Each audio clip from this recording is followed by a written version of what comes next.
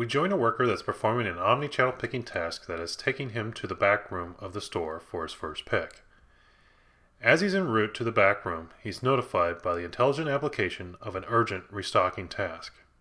A shopper has decided to purchase the last of an item on the sales floor and has left women's apparel with that item.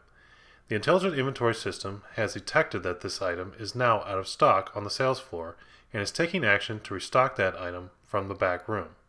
The worker is assigned this task based on their proximity or the travel path of their upcoming tasks. Since the worker is already headed to the back room and will be close to these restocking items, he accepts the task. The urgent restocking activity is added to the task list and he continues to his first pick. He finds the right item, scans the barcode, and the app confirms and forwards to the next task, which is that urgent restocking he was notified of. He goes to the location of that item in the back room, confirms he's got the correct item with a scan, and the application once again confirms and moves to the next task.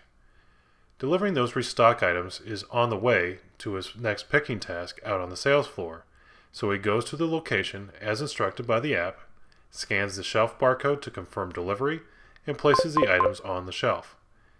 The app confirms that this is the correct location and moves to the next task where he's back picking his second item from the original omnichannel task.